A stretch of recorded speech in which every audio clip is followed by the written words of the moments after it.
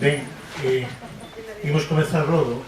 Primeiro, moitas gracias por estardes aí. Sabedes que para que organizamos actividades de tipo colectivo sempre precisamos da presencia de persoas, de xente. Agradecer a Librería Andel, a Xaime Concha, porque esta charla está planificada fora do seu horario laboral, e as súas atencións e dedicación continua con estes temas. Pensamos que era un sitio, un bon lugar, unha librería para conmemorar a Ernesto Guevara, porque o Che era un lector voraz, unha persoa que aos 15 anos tiña lido boa parte dos clásicos e os clásicos de literatura e clásicos da política, Marx, Engels, unha persoa que tiña moita relación cos libros e varias fotos preciosas do Che lendo.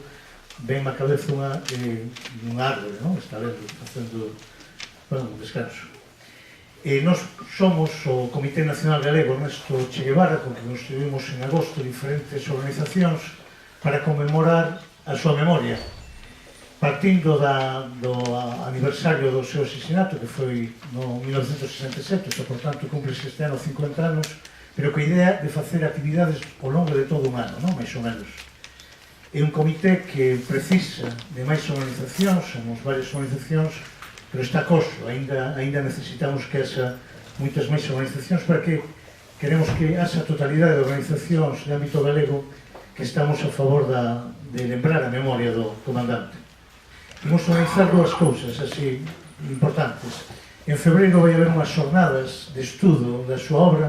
O Che Guevara, unha das características que, a diferencia de outras persoas, deixou material escrito ou falado, que foi transcrito en papel. Hai oportunidade de analizar a súa obra. E despois, en marzo, haberá un festival de homenaxe aos que estivechedes naquel histórico Festival de Pontevedra en abril, en honor a Fidel Castro. A idea é facer unha cousa similar. Antes de ver o documental, cando penso en Che, son conversas con Fidel Castro. Lembrade que este mes tamén, o 26, se conmemora o cabo ano de Fidel. O triunfo da Revolución Cubana supón un dos fitos da historia mundial do século XX. A entrada das tropas revolucionarias en Xaneiro de 1959 na Habana ven significar a realización dun soño que estaba só no masín duns poucos dos sobrevivintes ao desembarco do Grama 2 anos antes. As figuras de Fidel Castro e de Ernesto Guevara empezaron a ser coñecidas internacionalmente. As circunstancias da súa morte con 39 anos e logo de abandonar os cargos de responsabilidade que tiña no goberno cubano para organizar unha guerrilla que quería ser continental e cos Andes no papel da Sierra Maestra, fixeron do argentino cubano un símbolo. Este símbolo convertiuse en icona, programando o sistema burgués, consciente do perigo que supuña a súa obra, do mesmo xeito que decidiu asesinalo, empregouse a tarefa de difamalo, inventando discrepancias coa dirigencia cubana ou calificando de aventureiro fracasado. Por outra banda, boa parte da esquerda mundial tivo posturas que foron de culto á súa figura, de adoración a un adorno.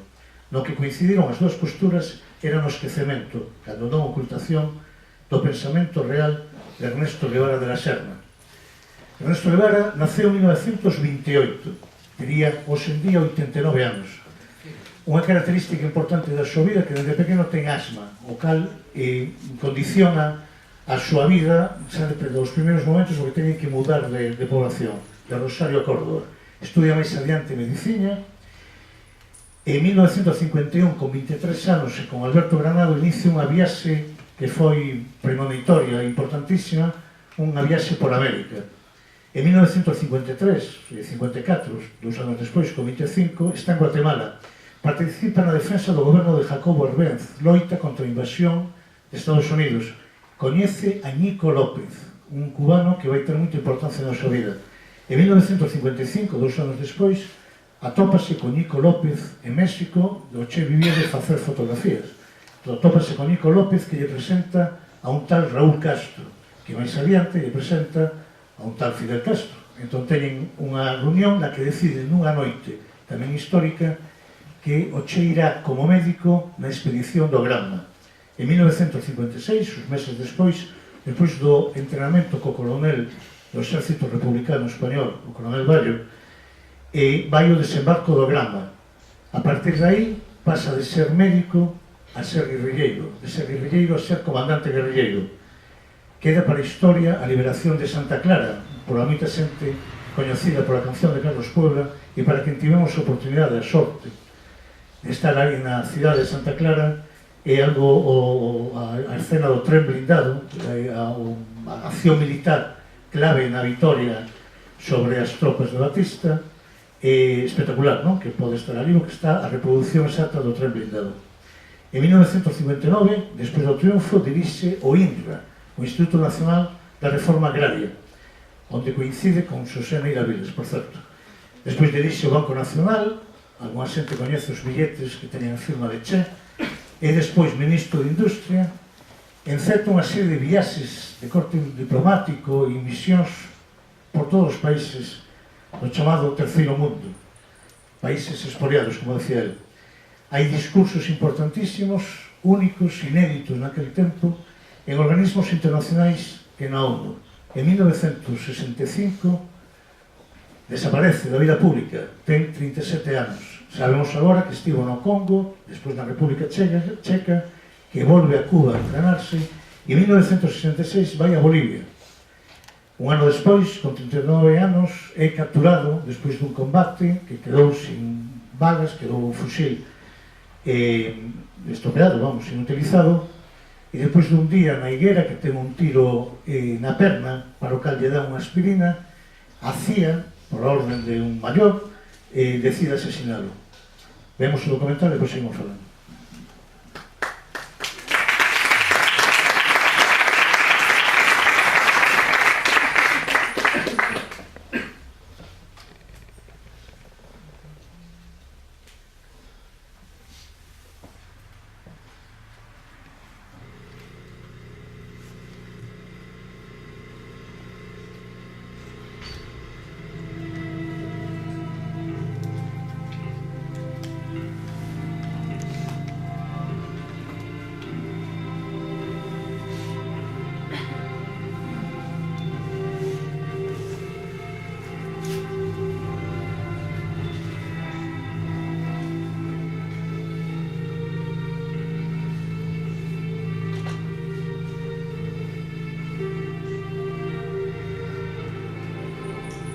Me costaba trabajo aceptar la idea de la muerte del Che. Muchas veces he soñado, yo a veces le he preguntado a la gente las cosas que uno sueña, y he soñado que estoy hablando con él, que está vivo. Uno tiene la impresión de una presencia permanente del Che, por lo que simbolizaba, por su carácter, por su conducta, por sus principios, pero un gran número de cualidades realmente excepcionales.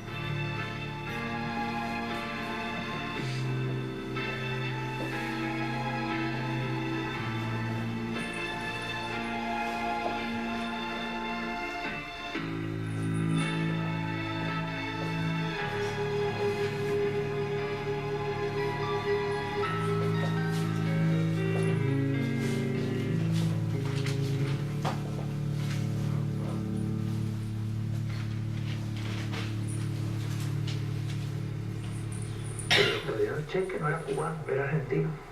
Cuando nosotros lo encontramos en México, él había estado en Guatemala, como médico, muy entusiasmado con el proceso político de Guatemala, con la reforma agraria.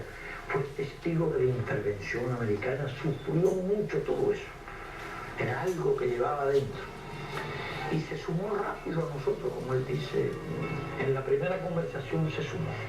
Fidel, me recuerdo en esta hora de muchas cosas, de cuando te conocí en casa de María Antonia, de cuando me propusiste venir, de toda la tensión de los preparativos.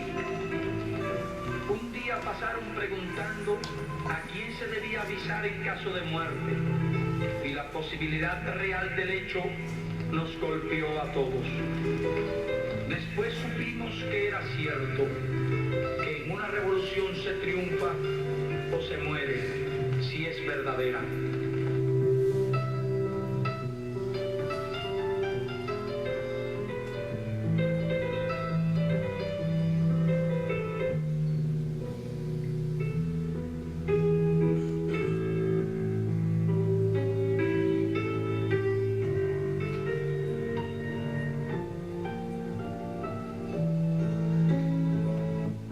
toda la semana intentaba subir el Popocatépetl. Nunca llegaba arriba, pero toda la semana lo intentaba.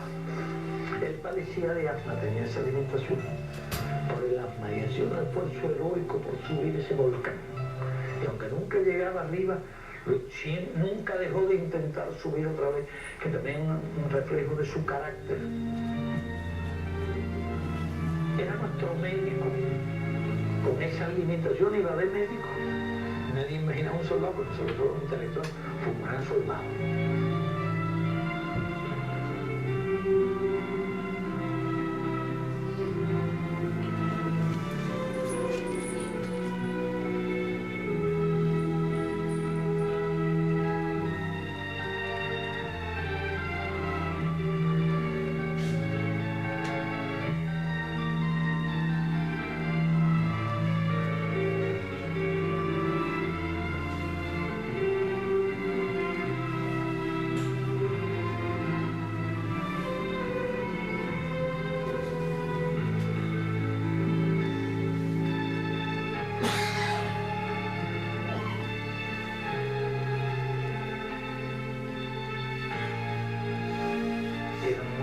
Muy valiente, muy audaz y a veces temerario.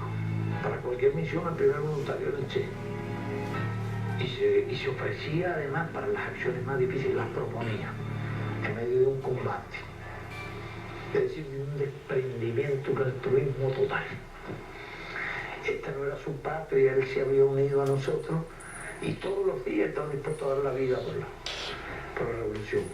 Durante todos los meses, ya son 16 los meses que hemos estado en la Sierra Maestra, han venido periodistas de muchas partes del mundo y se han preocupado de la parte, digamos, anecdótica de esta guerra de guerrillas. Hoy aprovecho la oportunidad de la visita de un periodista cubano para dar al pueblo de Cuba el primer saludo que tengo oportunidad de un pueblo que he decidido defender, conociendo solamente a través de la acción y del pensamiento de nuestro jefe Fidel Castro.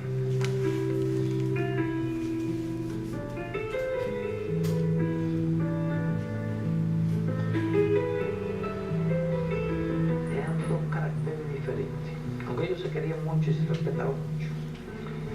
Camilo era muy bromista, siempre riéndose, muy amable.